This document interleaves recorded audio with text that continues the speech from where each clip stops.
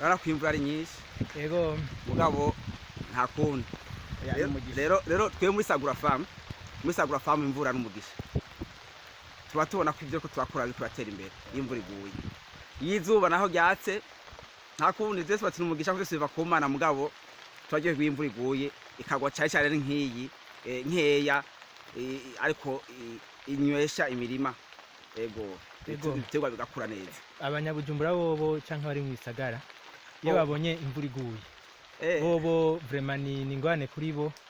mbere hari igihe abantu bamwe bifuza ko imvura ngo itagwa ngo imara iminsi iretse ariko kabisi ugeze mu gihugu hagati aho abantu barima bimbura kandi bakagaburira n'ibisagara niho ubona ko imvura ikenewe kunyagirwa n'ibintu bisanzwe banyabujumbura nuko imvura ni nziza burya imvura n'ubuzima nukuza turabitahura nyene twemererwa nabubaka bakaza barubaka neza kugira ngo ntibasamburire kugira igihe ibonetse nticava ibononera kuko mu gihugu hagati hoho urumva bari ibintu byiza cyane muri Agro TV vraiment imvura iguye turaryoherwa cyane kandi ntitugira ubwoba iyo turi mu tournage turiko turatuna imvura ikiragwa nta kibazo turavuga ko ari umugisha izima byanyura ko no mu mvura oya nk'ubu twamaze kwibuka nje tume two turakoresha telefone yego cyane aha turi ni mbene hega aha ni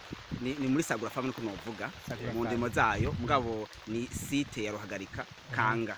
ni site ya Ruhagarika Kanga kumbure bazobibona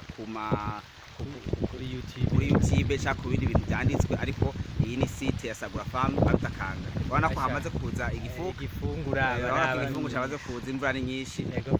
ngira ngo muvyi n'ivyuma byanyu yego